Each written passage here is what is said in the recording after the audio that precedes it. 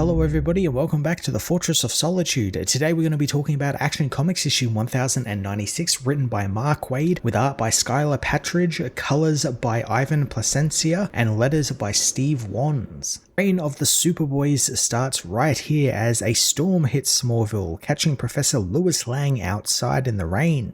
The teacher and archaeologist walks home alone when suddenly something really strange happens. A giant tree explodes right next to him. Before it can fall on him, Superboy saves him.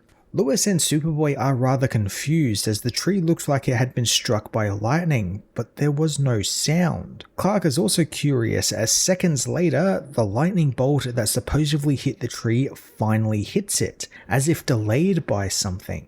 Mark Waid wastes no time getting into the mystery of the reign of the Superboys, tying it into the plots he set up just issues before and bringing back Lois Lang, Lana Lang's father, who I said is going to factor into Clark's adventures in some way, be it Clark has to save him from something, or he's going to be working for the government, or just something that will end up putting him on Clark's radar. Clark probes Lewis for answers about some things he's seen the man do around town, particularly his note-taking, which he does for everyone and anything he sees.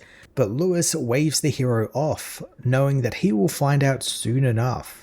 See, saying cryptic shit like that is what makes me think he's working against Superboy, like he's cataloging Superboy's history or something. He's going to be revealed to be some sort of villain or something, or working for a villain, whatever is tied into this whole reign of the Superboys storyline. Waid also constantly teasing us with the present day Clark, chiming in here and there through the text boxes to say stuff like, oh, the reveal of what Lewis was up to is pretty awful and they won't know about it until a couple of issues or something like that. Really adds to that as well. Like, there's definitely going to be something behind that. That being said, I could be completely wrong, and maybe he is just, doing something not so nefarious, and maybe it's something more familial, like maybe something to tie in with his family. Maybe there's some drama behind the scenes in the Lang household, and Clark just immediately thinks, oh, he might be a villain, might be an alien, might be something else. Who knows?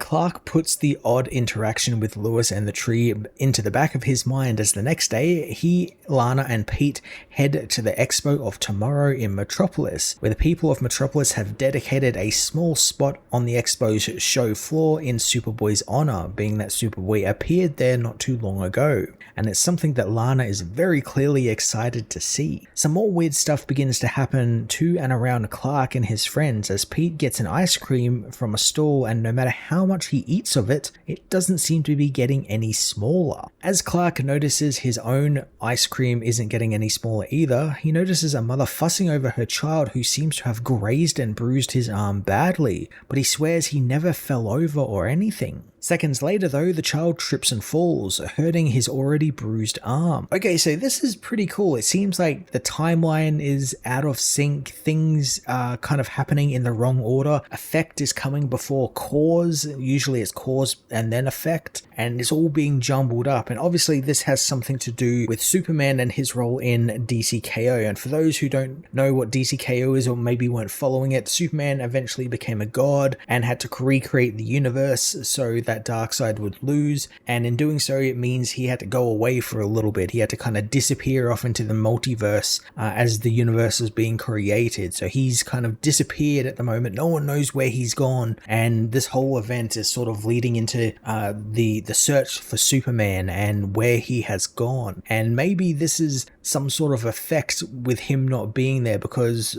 DCKO and Doomsday Clock and loads of other events have made it clear that the universe very clearly bends towards Superman. Superman, he's the granddaddy of all of this. If Superman wasn't created back in the 30s, we would really have none of the DC universe as we know and love today. He's the genesis of most of this sort of stuff. So I can see, him being out of the equation here is kind of messing up the timeline a little bit in some way. Clark, seeing all of this weird stuff, begins scanning the entire expo, seeing more strange things like a balloon making a popping sound only to then pop for real a few seconds later. Clark then spots some construction workers moving a crate, but their rope snaps, but the crate doesn't move though, merely suspended in midair, confusing the construction workers who were moving it as to why it's just hovering there, but then it comes crashing down to the ground.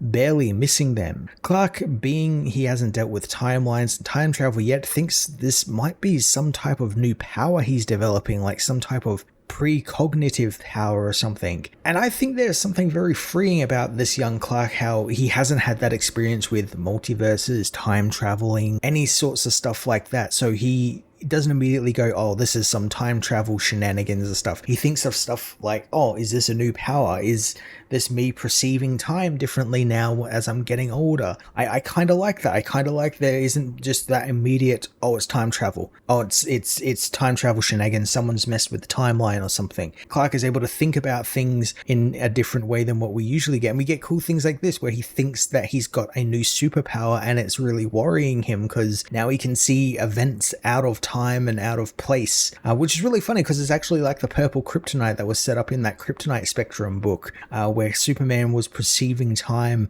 out of order. I kind of like that. That's kind of sort of what's happening here. He's seeing things out of order and out of time. Clark sees and hears more and more things going wrong, including how he just suddenly changes into his costume while standing right behind Lana and Pete. He quickly speeds off into the air before anyone sees him as he tries to go through what is going on and try and work through in his mind what is happening. Finding cause and effect are untethered, and maybe the reason for it hasn't happened just yet, which means he's about to be urgently needed somewhere, but he has no idea where. Superboy decides to get to work around Metropolis and soon realizes that Metropolis is no Smallville and there is a lot of people in danger here all the time. It's really weird having such a young Clark Kent, be in Metropolis and being Superboy in Metropolis. I'm really used to like the timeline being that, he's Superboy for a little bit and then he goes to Metropolis and that's where he debuts as Superman. It's just really strange seeing him as Superboy in like that very early Superboy costume with the Chuck Taylor shoes and the giant underwear in Metropolis. Like, it just feels really weird and out of place, and I guess that's probably the point. We're dealing with a story of things being out of place. Kind of makes sense that we would see that. Despite saving people from fires and finding missing people and helping people from being kidnapped, the trouble seems to be everywhere, causing him to begin to have a panic attack and freeze up, making him realize why he never really came to the big city, since he's just not ready for it. Wade going back through Superboy's early years with these story arcs, developing his powers, putting Clark through the ringer and how he learned to be a hero, is such a great win for the series, since it leads to stuff like this, where instead of just putting his head down, trying to help, then messing up really badly, Clark knows he's in over his head and knows he needs to take a step back for a moment just to catch himself and find the best possible approach to all of this. Doing so also makes him think of the time in his childhood where Ma found him crying since he had not started a science report for school where he needed to research and write a paper on 50 different types of fish, and he left it to the night before it was due to do it. Martha doesn't get angry with Clark though, instead just asking to help him, and they will go from fish to fish until it is done, not wanting Clark to think about the big picture, since if he does, he'll just spiral. This is such a genius take on how to do superheroing right, and it's something you can actually apply in the real world as well. It's something I do all the time, where I take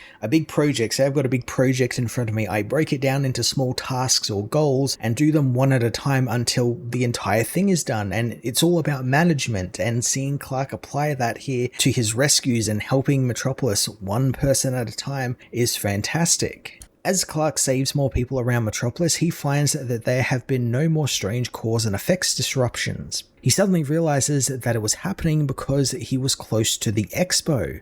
So he flies back towards the expo site, focusing his hearing and finding someone calling his name. Clark speeds towards the voice, and suddenly he finds himself on an icy tundra, in front of what would one day become his fortress of solitude, meaning he was taken into the future briefly. In an instant, he's back to being with Pete and Lana at the expo in his costume, but then again, he's thrust forward into the warehouse where he heard the person calling to him just before. This is kind of a great visual representation of the timeline slipping and sliding around. It's just visual chaos for Clark. He has no idea what's going on. We don't have no idea what's going on as readers.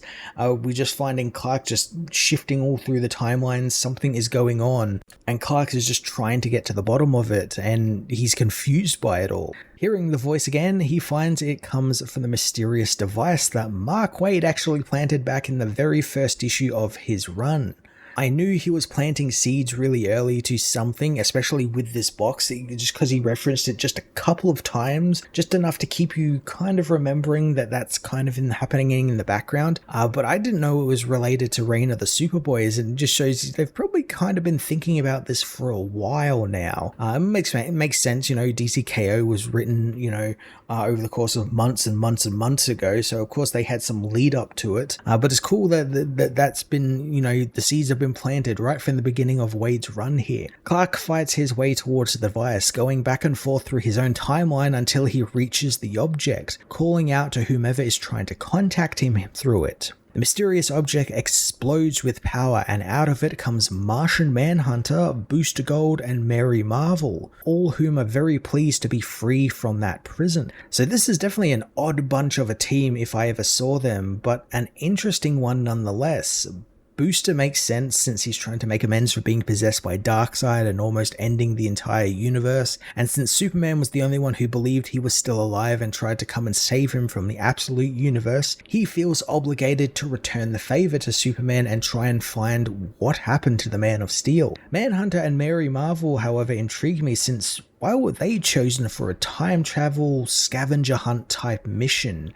I'm sure we're going to get some present day storylines that set that up, maybe in, I don't know, like a Justice League or something. I'm not sure exactly how far Reign of the Superboys will extend outside of these Superman family books, but I'm intrigued to see like why they were sent on this. Manhunter I can kind of understand, he's got a friendship with Superman, his powers would come in handy. Mary's kind of like the dark horse of this team, like why is she here? Like you could have chosen anyone else, but you chose Mary Marvel. That's quite interesting, and I'm intrigued to see what Waid has in store for her. The team barely introduced themselves to Superboy before telling him they need to leave and lure someone away from the civilians. Clark wants some answers, but it's too late as the room begins exploding thanks to the arrival of a giant gold robot who appears not just to be hunting the team, but also want to kill them and Superboy. Reign of the Superboys is off to a really great start as cool time travel shenanigans that so far don't look to be just key jingling member berries, oh, we're visiting this part of the timeline where Superman did this in this issue and did this in this issue, or, the multiverse going to different worlds. It doesn't appear to be any of that just yet, at least. Clark's still learning lessons about being a hero, and also a neat present day hero team coming back to aid Clark is really cool. I'm intrigued to see what he's going to learn from them, and how, like, with the timeline being messed up, does that mean certain things, like the things he learns from Mary Marvel is something that he's going to eventually tell her in the future or something? Some really fun things for Waid to play around with because of the whole time travel aspect. The fact that it's also a rather loose event covering the Superman family books has me intrigued as to what it will exactly be, since of course it's about finding Superman, but then we've seen stuff like Boy Thunder comes back, John Kent gets reverted to a younger self, or a younger John Kent makes an appearance in this series. There's also a weird masked hero called Tomorrow Man, so it's not just about finding Superman, there's some other stuff going on as well, and I think Waid did a great job of sort of setting everything up here, setting the stage for all of these books, and I'm intrigued to see what he's going to do next, especially with like the ending. They were just, they're being hunted by a giant gold robot, who I'm not sure if that's someone we're meant to know. It didn't really stick out to me as to someone I should know. Kind of the design kind of reminded me of like Rom the Space Knight from Marvel, just a gold version of it, but it looks really cool. I'm really intrigued to see what this whole robot is, what's hunting them like a Terminator through time. Some really interesting things going on here, and I can't wait to see it being cracked open across all of these Superman family books. Action Comics issue 1096 begun the reign of the Superboys event with an interesting take on fractured time and how cause and effect work, or in this case,